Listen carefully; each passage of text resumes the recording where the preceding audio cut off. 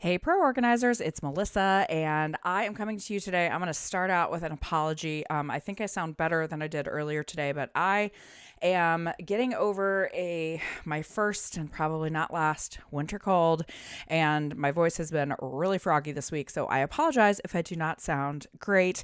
But I did want to get on here and do a little mini-sode because it is December 15th when I am recording this. We are halfway through December. We have half of the month left, and we are getting into what for a lot of people is the holiday time of the year where there are going to be family obligations and travel and all sorts of things. And so you might be thinking about, oh my gosh, I have so many things to cram in before the end of the year. So I do not want to add to your list of things, but I did want to come in here and do a mini-sode for you because I got a question this week in our Inspired Organizer coaching group. And this question, I thought, oh my gosh, I bet a lot of people have this question and they might not have answered it or they might not have even thought about it. So I wanted to get on here and talk about expenses.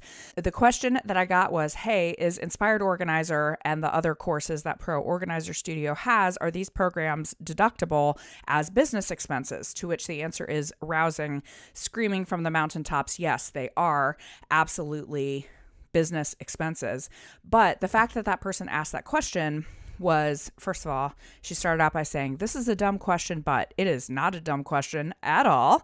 And it's a really good question. And it made me remember that in the time that I have done coaching for organizers, this question has come up a lot. And I find out that there are a lot of people who are missing a ton of qualified business expenses in their business. So before I get into this list of things I want you to think about, a couple of things. First of all, this is just my disclaimer. I'm not a lawyer. I'm not an accountant. I'm not a financial professional. So you need to obviously run any of these decisions through someone who is certified in these things. I'm just providing you a little bit of advice, but I'm not providing you legal or accounting advice, just giving you some ideas. And then the second thing is we do have a global audience for this podcast, which I absolutely adore. And we do have a global audience in our programs, but a lot of the things I'm talking about, obviously, I know US laws much more than I know other countries' laws. So when I talk about business expenses or deductions you can take on your taxes, obviously this is going to vary. It's going to vary even within the United States in terms of state by state, but it will obviously vary if you are outside of the United States. However, I think in many, many countries, business expenses are deductible in some way. You just need to figure out what the rules are in your area. I want to run through a few things that people might not think about in their businesses that are business deductions. The first one that I'm going to talk about, there are a few things that I say I'm willing to die on this hill of the things that I have opinions on or very strongly held beliefs about organizing businesses that I will shout from the rooftops. One of them is, please do not charge your clients the credit card fee, the 2.5% or 3%, which is the fee to take a credit card for your services. I have said many times, please raise your prices $5 an hour or something like that to cover it, but it doesn't feel good to me when I see that kind of charge. But one of the other things that I remind people of is you can deduct those fees. You have bank fees, you have finance fees, you have expense fees. All of those things are line items within your accounting software. This is just my other piece of advice, which is get some accounting software.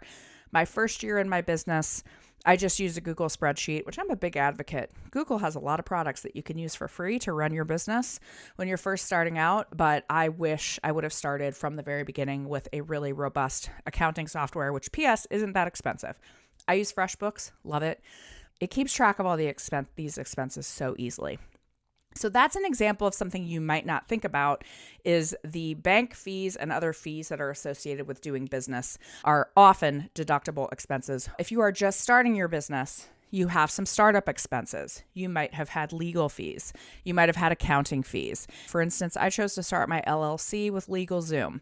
So I pay LegalZoom a certain amount to be my registered agent every year. That is a deductible expense. Typically, you are going to have some standard expenditures to keep your business running. So think about like your cell phone, your website fees, your domain fees, Gmail. If you use the Google suite of products, I know my email's like $6 a month, and that may not sound like a lot, but you know what? Every single penny counts.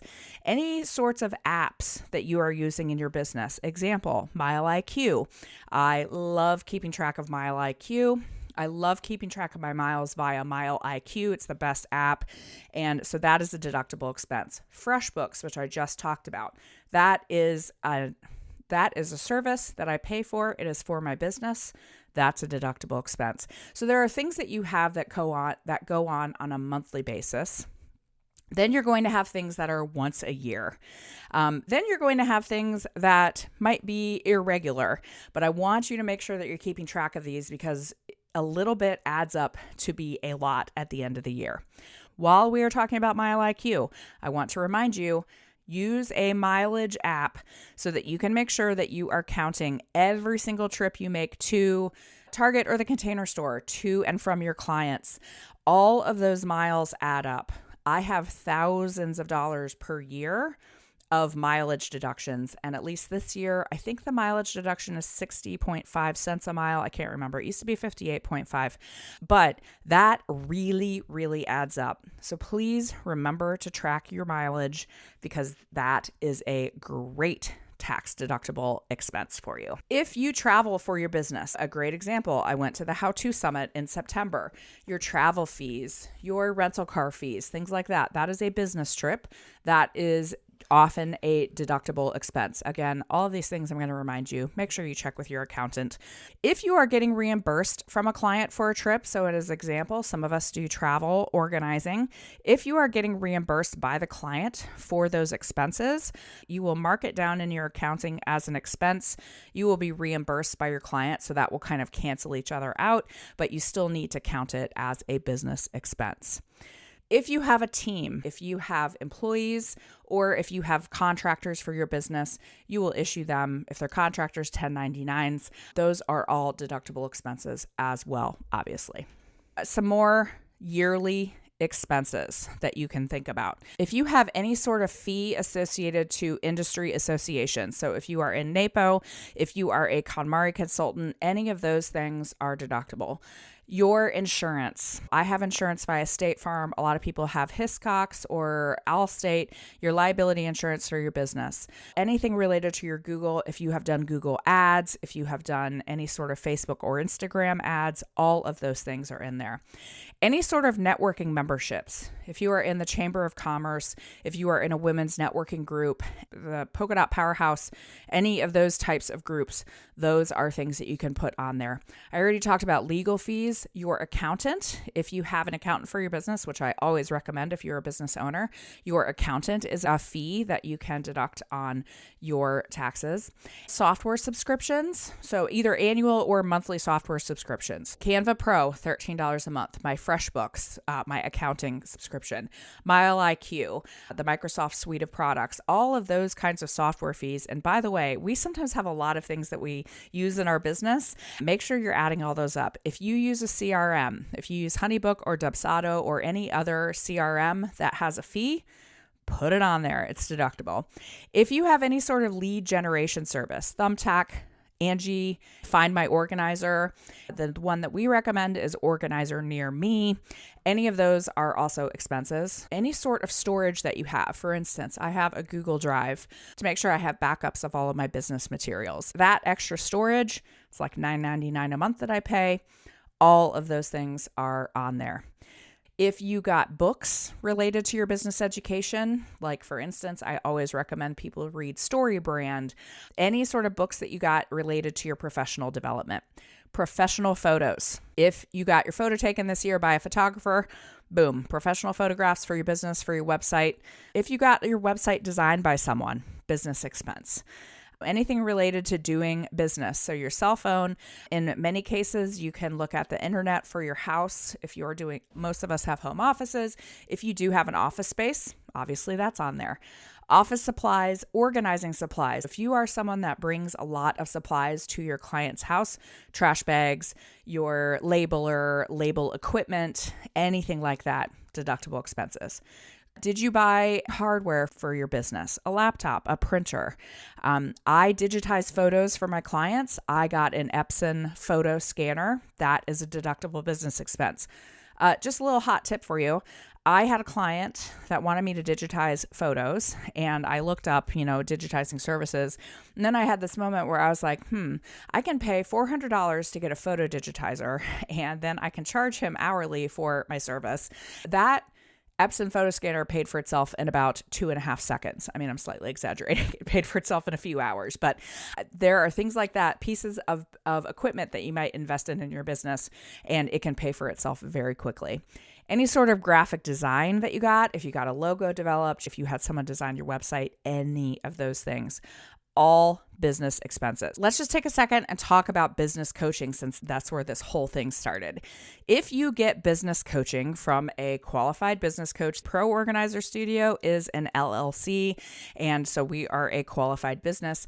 Any of these courses, if you took our Google Business course for $19, or if you take Inspired Organizer for $997, those are deductible business expenses. Everybody has different financial goals in their business.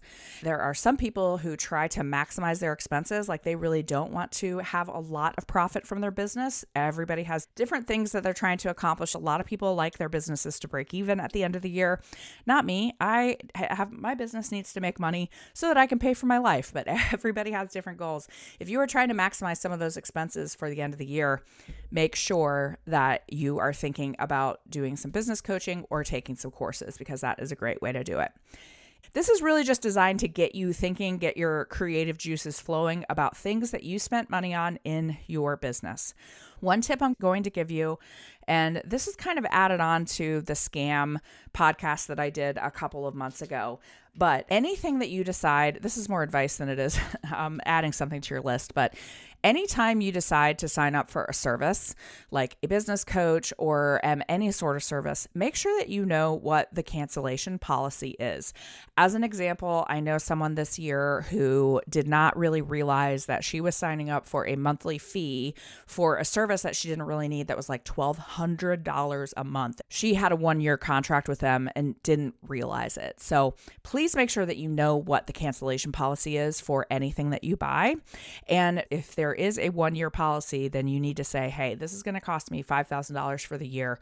What does that really look like for me and my finances? Okay, this was super quick, and I hope it was helpful for you to think about, hey, how can I get all these things done? Just a friendly reminder, at least in the United States, you have until 11:59 p.m. on December 31st, 2023 to get any qualified business expenses in for the end of the year for your taxes for 2023. So if there is something you're looking at doing, get on that and sign up. And if my things happen to be one of the things that you want to join, I would absolutely adore that.